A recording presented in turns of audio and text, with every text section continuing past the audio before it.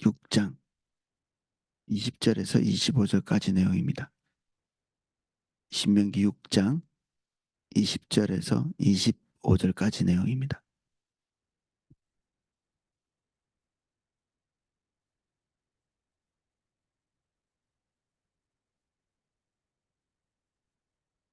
제가 내용을 읽어보겠습니다.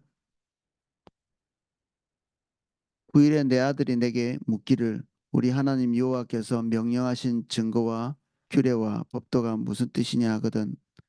너는 내 아들에게 이르기를 우리가 옛적에 애굽에서 바로의 종이 되었더니 여호와께서 권능의 손으로 우리를 애굽에서 인도하여 내셨나니 곧 여호와께서 우리의 목전에서 크고 두려운 이적과 기사를 애국과 바로와 그의 온 집에 베푸시고 우리 조상들에게 맹세하신 땅을 우리에게 주어 들어가게 하려고 우리를 거기서 인도하여 내시고 여호와께서 우리에게 이 모든 규례를 지키라 명령하셨으니 이는 우리가 우리 하나님 여호와를 경외하여 항상 복을 누리게 하기 위함이시며 또 여호와께서 우리를 오늘과 같이 살게 하려 하심이라.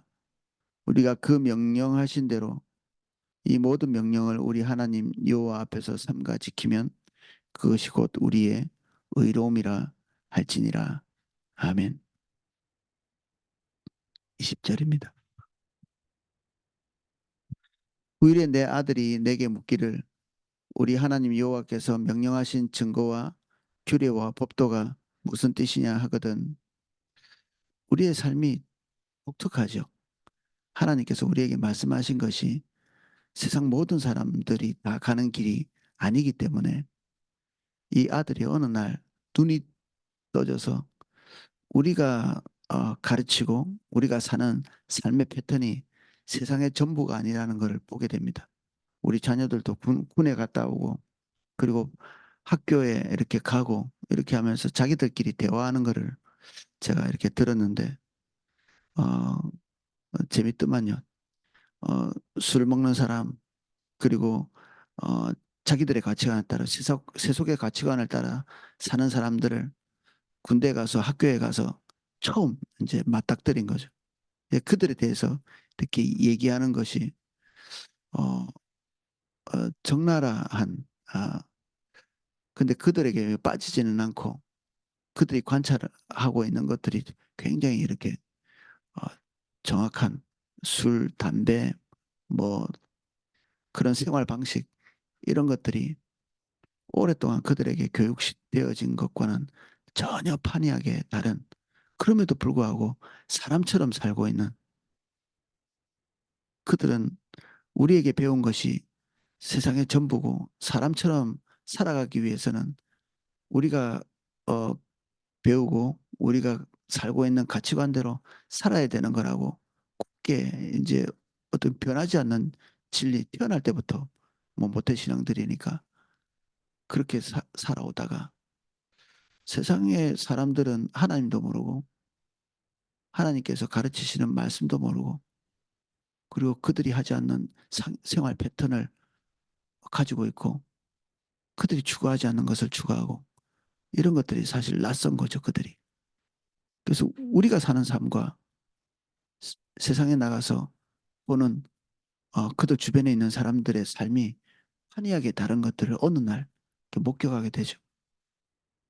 우리가 기독학교에서 아이들 뭐 잘 키우고 뭐 이래도 언젠가는 이 아이들이 세상에 나가서 그들이 알고 있는 것과 전혀 다른 삶을 살아가는 그런 사람들을 직면하게 되죠. 그때 그들은 다시 돌아와서 우리에게 이러한 질문을 하게 될 것입니다. 우리는 왜 이렇게 사는지, 그리고 이것은 우리에게 어떤 의미가 있는지,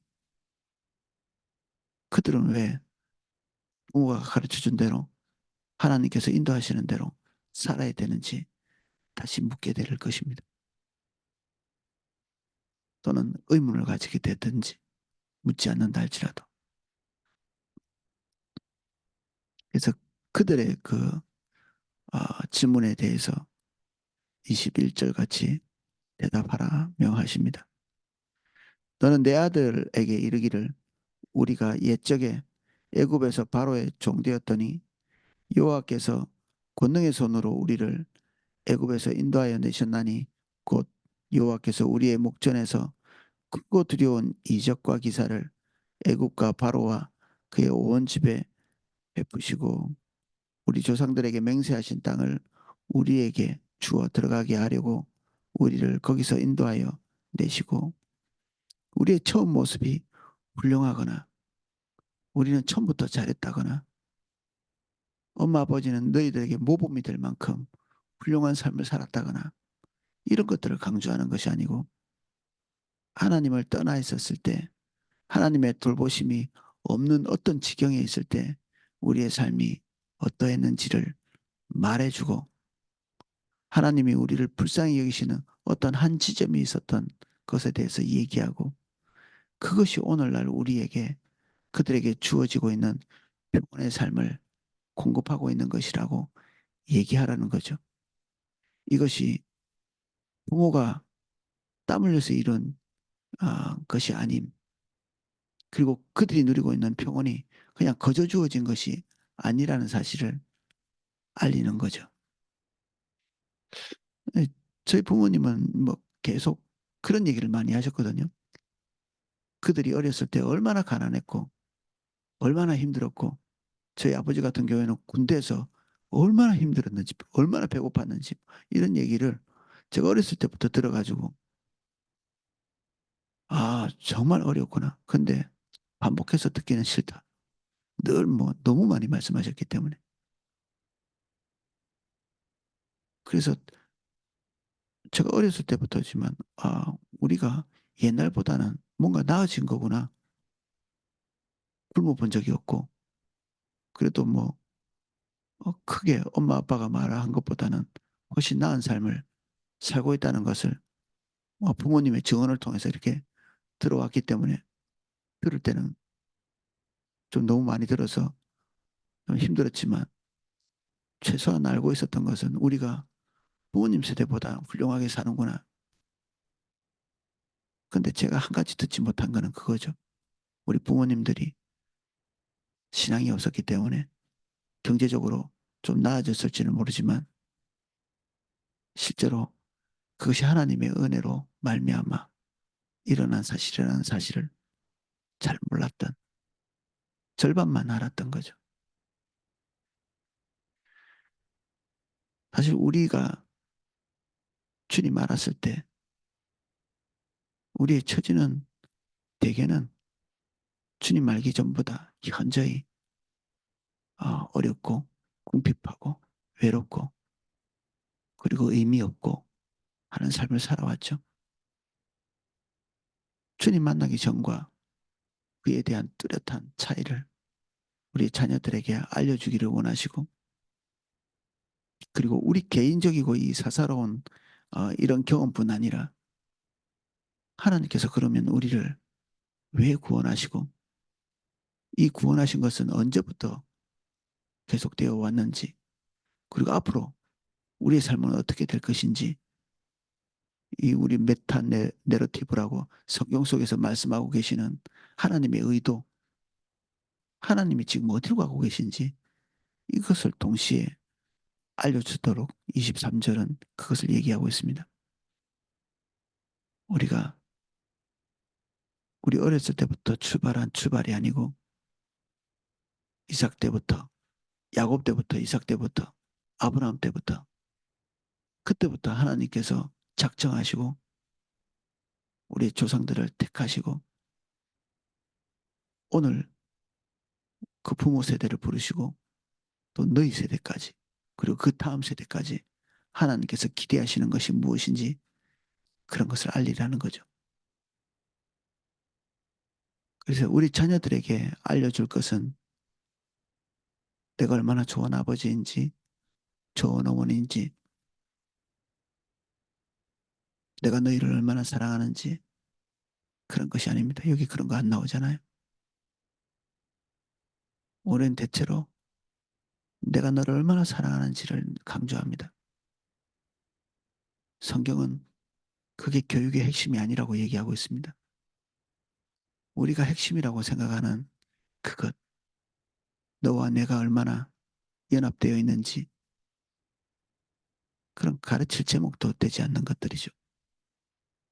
그들이 알아야 될 것은 부모가 얼마나 중요한 존재인지가 아니라 하나님이 그들에게 얼마나 중요한 존재인지를 아는 것입니다. 그렇게 되면 우리는 하나님 뒤로 우리의 위상과 우리의 영향력이 물러나게 되겠죠. 이것이 우리가 내려놔야 될 우리의 자리죠. 우리의 자리. 너희들이 내가 궁극적인 기둥이 아니라는 것을 알도록 그리고 의의 표준이 아니라는 것을 알도록 지금 그들이 보고 있는 그럴듯한 부모의 모습이 부모의 노력과 의지의 결과물이 아니라는 사실을 알려주는 것.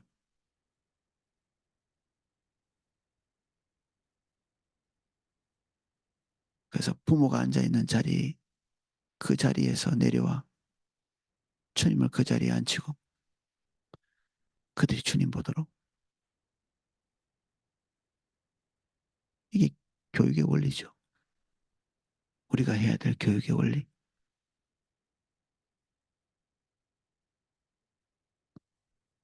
여호와께서 우리에게 이 모든 규례를 지키라 명령하셨으니 이는 우리가 우리 하나님 여호와를 경외하여 항상 복을 누리게 하기 위하심이며 또 여호와께서 우리를 오늘과 같이 살게 하려 하심이라. 주의 규례와 오늘 우리를 인도하신 그 축복의 결과물들이 분리되지 않죠. 마찬가지로 우리 자녀들이 복되게 사는 것, 이것은 하나님의 인도를 따라 사는 것과 분리되지 못합니다. 하나님과 그들의 삶이 따로 가지 않는다. 그들에게 전수해야 될 것들이죠.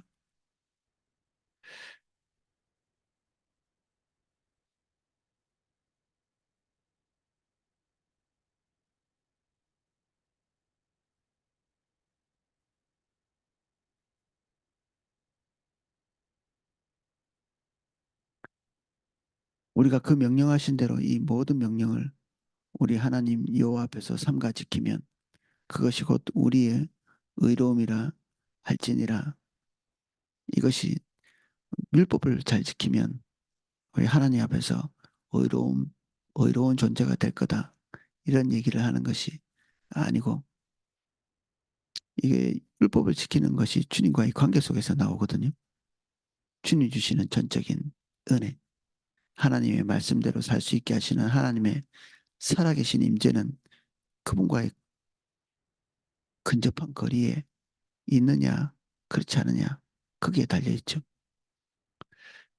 그래서 그들이 이 25절의 말씀대로 거하려면 하나님과의 근접한 거리에 가는 것이 필수적이고 또 우리가 그러한 샘플이 되어야 하죠.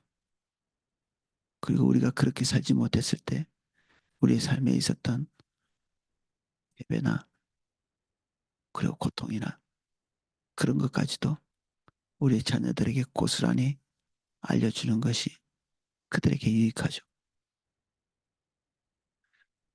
엄마 아빠의 삶의 우월성보다는 하나님의 긍휼의 크기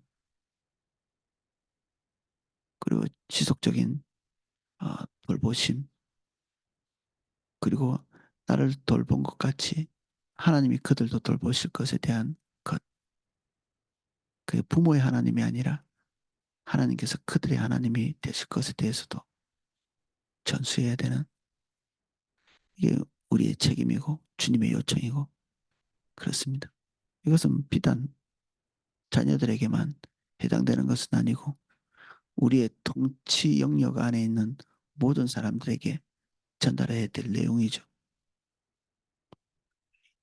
우리 자녀들에게 또는 우리 통치 영역에 있는 사람들에게 우리가 우쭐거리는 마음이 있으면 우리는 우리의 자리에 있는 소명을 제대로 하고 있는 것이 아닐 것입니다. 그리고 이렇게 전수하는 일이 게을러지면 우리는 우리의 자리에 있는 삶의 의미 자체를 통째로 상실한 사람일 수 있습니다. 오늘은 여기까지 살펴보겠습니다.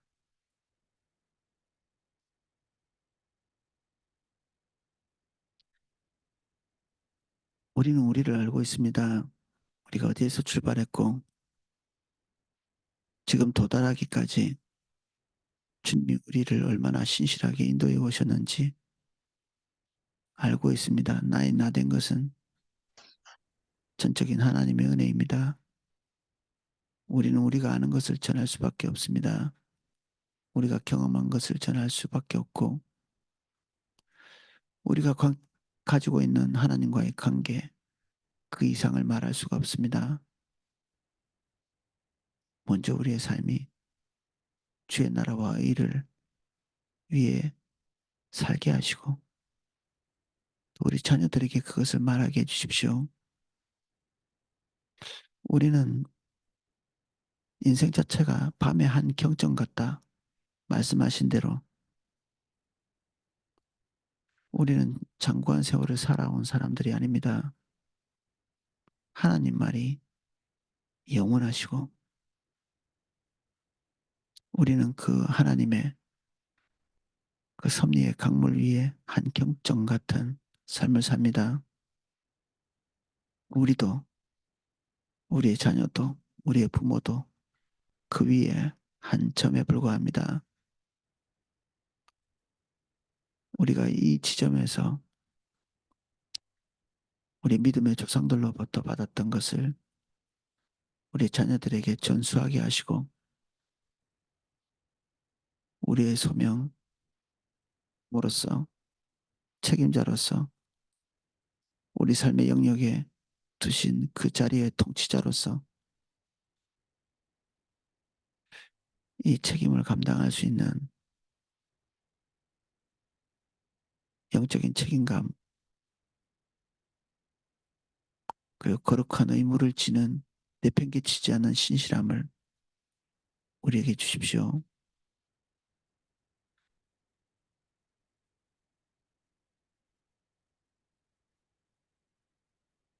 예수님 이름으로 기도합니다. 아멘. 예, 이 시간